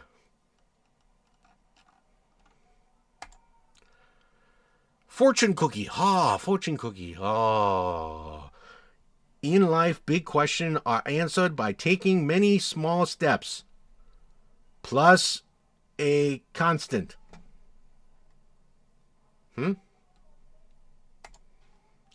system's rigged. And guess what? You're the joke. The most dangerous part of this entire scheme is that it's become normalized. That's right. The people are in power have managed to build a system where the rules don't apply to them. And they are convinced that everyone else, that this is just the way things are. Oh, and don't worry, it's not like we're blind to it, we just accept it. We've been conditioned to think that this massive corruption is somehow okay. Why? Because the wealthy and the powerful have convinced us that this is what's supposed to happen.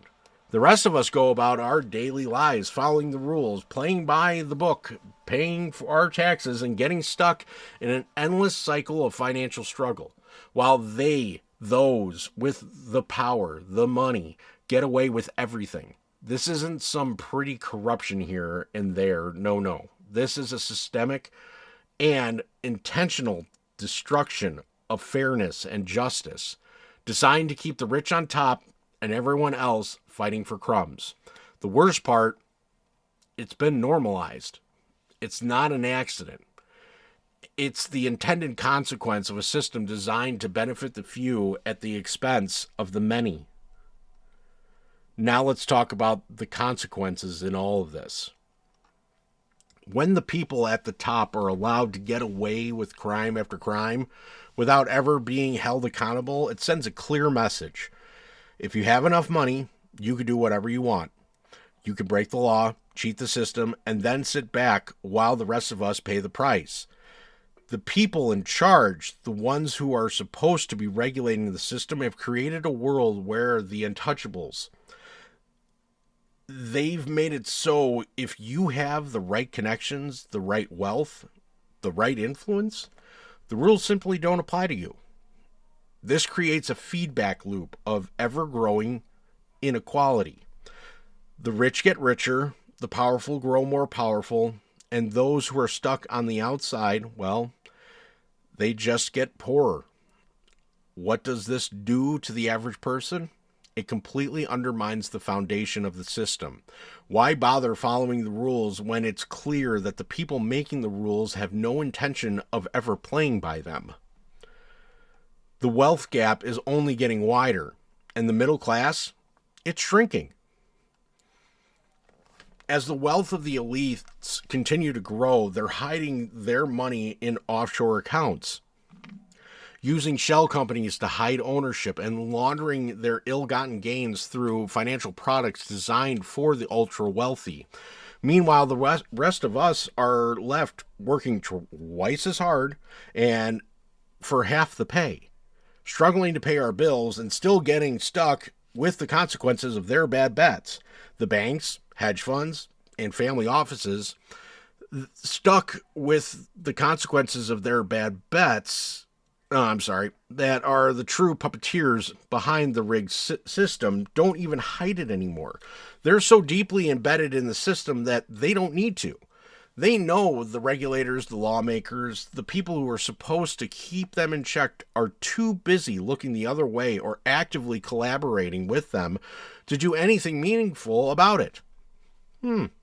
While the elites get caught breaking the rules, the government is right there to cover it up.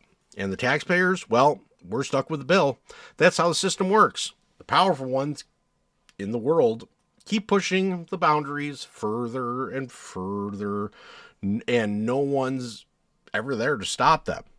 They stack the deck in their favor. They've rigged the system so perfectly that even when they fail, they win. And you? They keep working hard, paying taxes, and following the rules while they get to take a nice fat cut of everything, including your future. This isn't just corruption. It's systemic theft. And they know they can get away with it because they built the system in a way that ensures they always get protected. They've created a game where they set the rules and they bend the rules and they break the rules while the rest of us are left to clean up the mess. And every time we turn around, they've rigged it again. We've seen it time and time again in history of finance, politics, and in business. The rules were never meant to apply to them, and they don't even care anymore. The most frustrating part, they've convinced everyone else that this is just how it works. And if you don't like it, then too bad. The game is rigged. Guess who's not playing?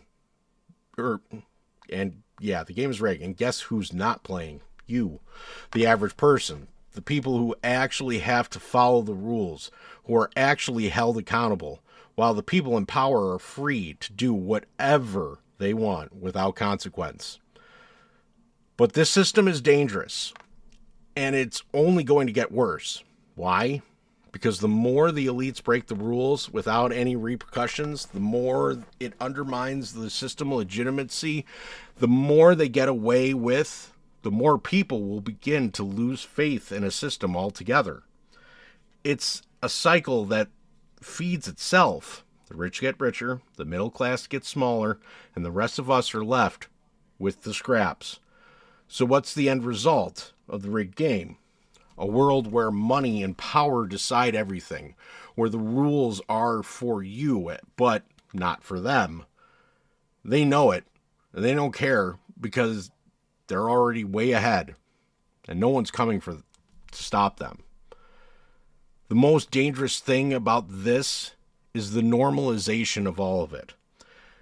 It's like they've convinced us that this isn't some massive theft. This is just business as usual. We're living in a world where this kind of corruption is treated like it's normal, like it's just a part of the process, when in reality, it's a massive con. The wealth gap continues to grow, and the people who can manipulate the system continue to get richer, while the rest of us are left to watch and wonder how we got stuck with this endless loop of inequality.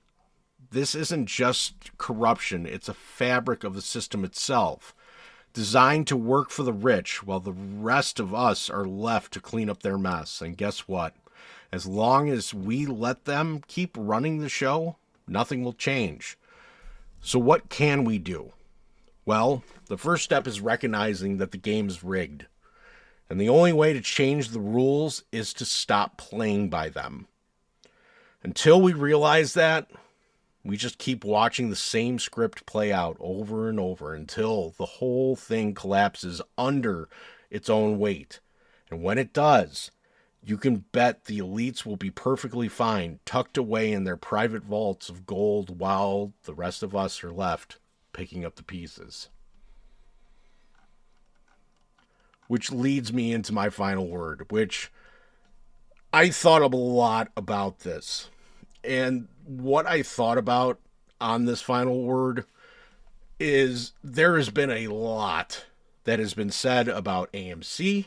There's been a lot you've seen people that are switching narratives. You see people that are saying that this is that, and you say that this is going to happen, and this is going to merge, and this is going to do this. Stop.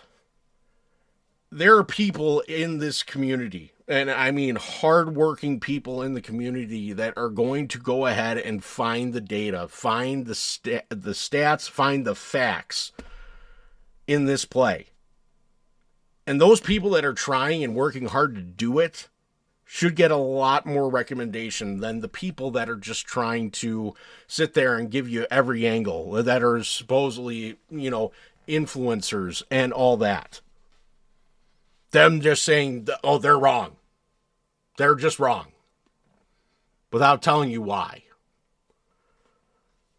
So, I give you all, let's clear up the noise around AMC, a battle for truth. Let's address the elephant in the room. First, social media. it's an absolute minefield of conflicting, flip-flopping narratives about AMC, and honestly, it's getting old. You've got these so-called influencers and experts who, instead of giving you straight talk, are desperately trying to cling to their relevance by shifting their stance every other day. One day, AMC is doomed. The next is making a miraculous comeback. These guys aren't here to inform. They're here to sell themselves.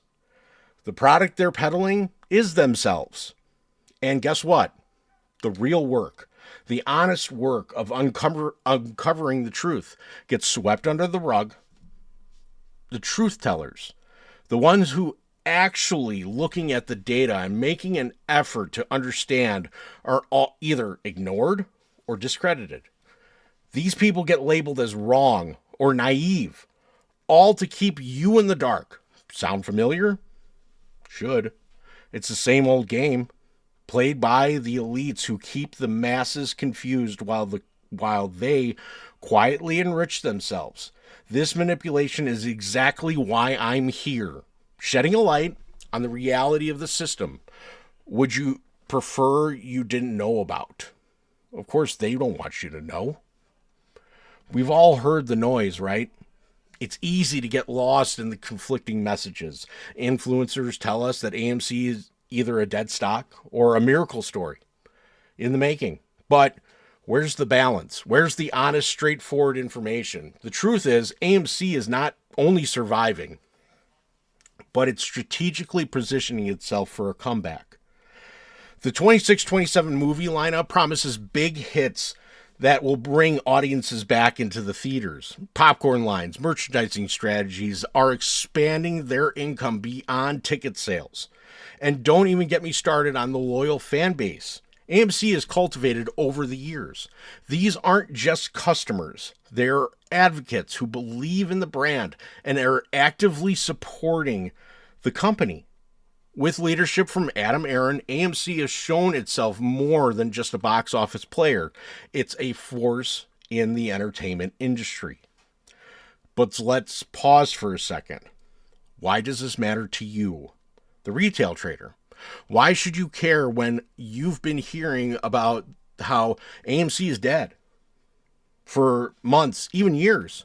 Well, because AMC isn't tied to the same unstoppable forces that the banks are. AMC's core businesses is rooted in entertainment, not volatile real estate or speculative financial markets. Entertainment has always, and I mean always, had growth potential. Consumer loyalty has always been a gold mine. So while banks are busy dealing with the fallout from their bad commercial real estate bets, AMC is expanding its business and creating new revenue streams. They're putting in their effort into what they can control, not waiting around for a miracle from an outside market. AMC is building its own foundation, not dependent on banks, and certainly not dependent on any system that is failing right now. So let's talk about these banks, because they're a big part of this. Have you noticed that banks aren't lending? Mergers and acquisitions have become nearly impossible. And it's because they don't have the liquidity to make deals happen. That $750 billion in unrealized commercial real estate losses is eating them alive. So while these banks are sitting on all this bad debt, they're afraid to make any moves, and especially afraid to hand over credit for things like mergers. AMC is not tied to the banking sector in that way. Yes, they got debt, but it's manageable. It's being used to build new opportunities, to expand and diversify. And guess what? AMC isn't sitting around waiting for someone else to solve their problems. They're doing it themselves. This isn't a company hoping for a miracle. This is a company that's actively making its own future. So now let's dig deeper into that $750 billion in commercial real estate debt. This is the elephant in the room that no one seems to want to talk about. It's a crisis waiting to happen, and in the banking sector, it's bigger than the pre-2008 financial meltdown. This is the systemic risk that the banks are struggling to fix. But AMC, Their debt is tied to things that they can use to grow. They're building premium experiences in their theaters. They're diversifying with merchandise and popcorn lines. They've got a loyal fan base that is more engaged than ever before. They're managing their debt, not letting it control them. They're the difference. AMC is focusing on long term while the banks are stuck in quicksand of their own bad decisions. Now let's talk about something that's more immediate. The U.S.-Israeli strike on Iran. These recent actions have already triggered Iran's retaliation, including threats and actions around the Strait of Hormuz. Hope I pronounced that and didn't botch it, but shipping has been effectively slowed to a crawl, and it's only getting worse. Tankers are anchoring. Insurancers are jacking up war risk premiums. Vessels are rerouting, and some are avoiding the passage altogether. For those who don't know, this checkpoint handles around 15 to 20 million barrels of oil per day, or roughly 20% of the global seaborne crude trade, not to mention a huge chunk of LNG. The immediate fallout is already evident. As of March 2nd, 26, we've seen oil prices surge sharply in Brent crude, jumping by 9 to 13% in early trading, hitting over $80 to $82 a barrel before settling around $79 to $80. The U.S. benchmark, WTI, saw similar increases, up about 8% to the low 70s. This is the biggest single-day move in years. Meanwhile, broader markets are reacting risk-off. Asian equities are down, U.S. futures are sinking, and safe havens like gold are climbing several percentage points while with the dollar strengthening. Shipping and supply chains, they're already decapitated. Freight rates are spiking, and delays are cascading globally, especially around the Strait. The situation is causing massive disruption in energy costs, and that's just the beginning. The true nuclear bomb part of this whole situation is how it triggers a cascading energy shock. Higher energy costs, whether it's for fuel, jet fuel, or diesel, hits everything from trucking to manufacturing to airlines. This reaccelerates inflation, and the liquidity squeeze that follows only makes things worse. Spiking energy prices tighten financial conditions quickly, with higher borrowing costs and margin calls on leveraged energy and commodity positions. The worst case scenario, if the Strait stays disrupted for weeks or months, brute crude could blow past $100, maybe even $120. Analysts warn that this could add up to 1% plus to the global inflationary practically overnight and slow down GDP growth in major economies. The daily economic cost estimate of this crisis are staggering. We're already looking at a 1 to 3 billion plus per day in higher energy import bills, rerouting costs, and lost trade efficiency. If this scenario escalates and the Strait stays closed for a prolonged period, we could be looking at $5 to $10 billion plus per day or even more. This isn't just some abstract, far off event. It's real. And it's impacting markets right now. And it feels intentional. The deliberate scale of this major U.S. combat OPS, Israeli strikes, and Iran's direct response makes it feel like leadership on multiple sides chose to pull the pin. Consequences be damned. Japan's energy vulnerability is a key element of this crisis. With 85%, yes, 85% of its energy imports coming from abroad, much of it via the Strait of Hormuz, Japan is facing a critical disruption. Oil constitutes a major share of this import, and LNG from Qatar accounts for about 4%. As the strait is shut down, 42 Japan-related ships have been stranded in the Gulf, forcing detours around the Cape of Good Hope, which adds about 10 to 15 days to the voyage and inflates freight cost by 20 to 50%. War risk insurance premiums have surged by 50%, with some providers even canceling coverage. Moreover, sanctions on shadow fleets from Iran, Russia, Venezuela have reduced available tankers by 18 to 20%, pushing the very large crude carriers, VLCC, daily rates to $130,000, up 450 to 550% year over year. These rising energy costs also hit Japan's financial markets. The Bank of Japan faces increasing pressure to hike rates from their current ultra-loose policy levels of 0.5 to 1% to curb inflation, pushing borrowing costs higher.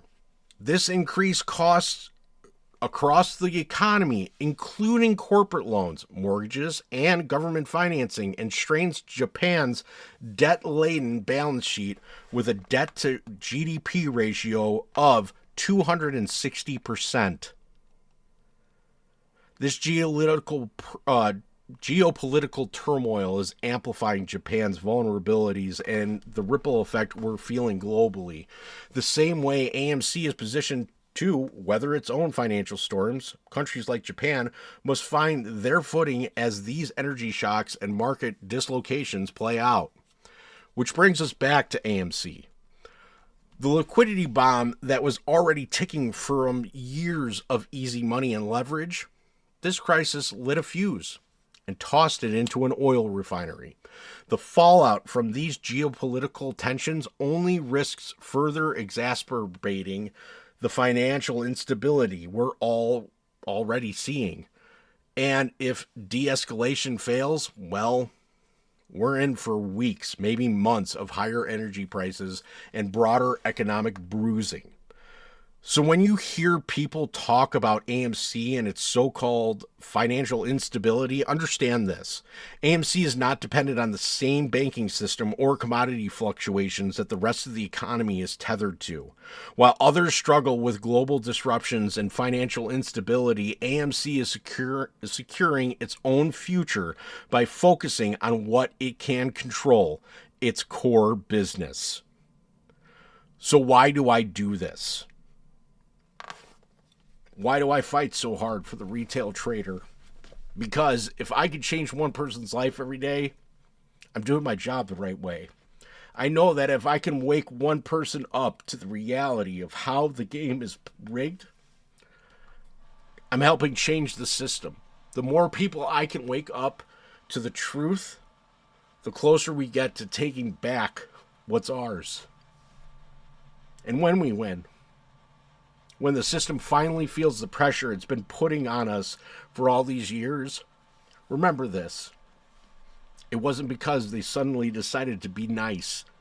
It wasn't because the banks had a change of heart. It's because we fought. It's because we saw the lies for what they were. And when we finally win, we'll win together. And with that, I hope you like the new setup. Hope you like the new everything, because we spent a lot of time programming this and making sure that this was fluid, that I wasn't chasing around for everything, and basically make it all nice and pretty. Matt, as always, my friend, thank you very much for being here and joining me. So it's always wonderful to have these conversations with you, especially because you always challenge me in some way, shape, or form. And with that, as always, we leave you all with Joker Ape. How bad do you want it? Really? How bad do you want it? You've been told your whole life that you need to work hard, that success is just around the corner if you keep grinding. But I'm here to tell you, that's all bullshit. If you don't have the hunger, the raw, primal hunger to win. Let's cut through the lies you tell yourself and ask the question that really matters. Are you willing to die for it? Think about your life right now. Think about all the things you say you want. Money, power, respect, freedom. You crave these things, but how much are you actually willing to sacrifice? How much pain are you ready to endure? How much suffering can you withstand before you break? Because let me tell you something. Success isn't a game. It's not easy. It's not for the cowards. Success is war. And in war, only the strongest survive. Imagine you're in a fight for your life. It's do or die. Your opponent is stronger, faster, more skilled. But you have something they don't. You have a burning desire, an unyielding hunger, a willingness to go further than they ever will. You're willing to die on that battlefield. That's the mindset you need. Because if you're not willing to die for your dreams, you don't want them bad enough. Look around you. Look at the people in your life. How many of them are truly happy? How many of them are living the life they dreamed of? Probably not many. Most people settle. They settle for a job they hate, a life they despise, a mediocre existence. They do this because they're scared. Scared of failure, scared of pain, scared of the unknown. But fear is a choice. You can either let it control you, or you can use it as fuel. You can let it drive you, push you, propel you towards greatness. But to truly succeed, to truly reach the pinnacle of your potential, you have to be willing to risk everything. You have to be willing to put your life on the line. Because success demands everything from you. It demands your time, your energy, your soul. It demands that you wake up every single day, ready to fight, ready to bleed, ready to die. Are you willing to make that sacrifice? Think about it. Every morning, when that alarm goes off, you have two choices. You can either hit the snooze button, roll over, and fall back into the comfortable embrace of your bed, or you can get up, get out, and dominate the day. It's a choice between comfort and success. And if you consistently choose comfort, you will never, ever taste success. And now I ask you, do you want it that bad? Do you want it bad enough to make sacrifices? To lose sleep? To lose friends? To be misunderstood? To be ridiculed? Do you want it bad enough to keep pushing when every muscle in your body is screaming at you to stop? When your mind is begging you to give up? Because if you don't, someone else does. Someone else is out there right now, hungrier, more desperate, more ruthless than you. You can have excuses, or you can have results. You can't have both. Every time you make an excuse, every time you justify your lack of effort, you are choosing to be mediocre. You are choosing to be like everyone else. You are choosing to fail. And failure isn't an event. It's a decision. It's a series of small decisions that you make every day. Decisions to be lazy, to procrastinate, to not give your all. How many times have you said you're going to start tomorrow? How many times have you promised yourself that this time you'll follow through? And how many times have you let yourself down? Your word to yourself should be sacred. When you make a promise to yourself, it should be unbreakable. But most of you, your word means nothing. You lie to yourself more than you lie to anyone else. If you want to win, you need to master your mind. You need to develop an iron will, an unbreakable spirit. You need to become the master of your own destiny. And that means doing things you don't want to do. That means pushing through the pain, the discomfort, the fear, That means taking control of your life and refusing to let anything or anyone stand in your way. So what's it going to be? Are you going to embrace the pain, the struggle, the uncertainty? Are you going to be relentless, unstoppable, unbreakable? Are you willing to die for it? Because if you are, there is nothing you cannot achieve. There is no limit to what you can become. The world will bend to your will. The universe will bow before your determination. You will become a legend, an icon, a titan. But only if you're willing to pay the price. Only if you're willing to die for it.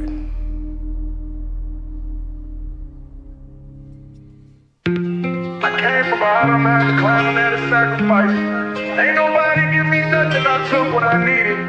They prayed I fell off, I prayed hard. Let's get it, let's get it. I'm making big moves, send them packs, they in rotation. Never catch me lacking, keep a shooter on location.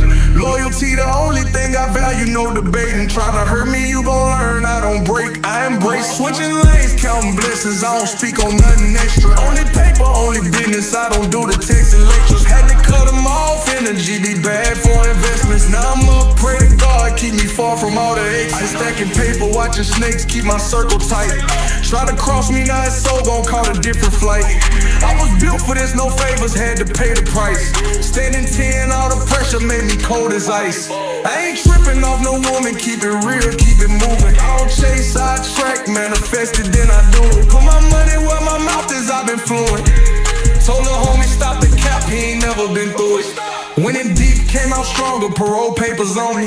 Spanish shorty whisper smooth, saying Papi, yo te amo. She gon' ride through every storm, keep the package low. I got war scars in my heart, pray the Lord don't take my soul. I got demons trying to call me, I don't answer back. I got people trying to use me, I don't fall for that. Turn a loss into a lesson, I don't double back. Turn my pain into a fortune, never looking back. I be where the money at, posted with them soldiers. Chopper sing like opera, boy don't make me hit the chorus. So that shorty don't approach me unless you talking bonuses. I don't do no handouts, I need equity and ownership. I can't put no trust in no man, keep a tight plan. I've been steady dodging ops, dodging white vans. If I tell them step, then they marching with them pipes, man. If you ain't been through it, don't speak on how this life been. Goofy always looking, tell that boy go get his shorty. She all up on me acting moody, how she even know me? Heard my name, now she choosing, got her feeling cozy.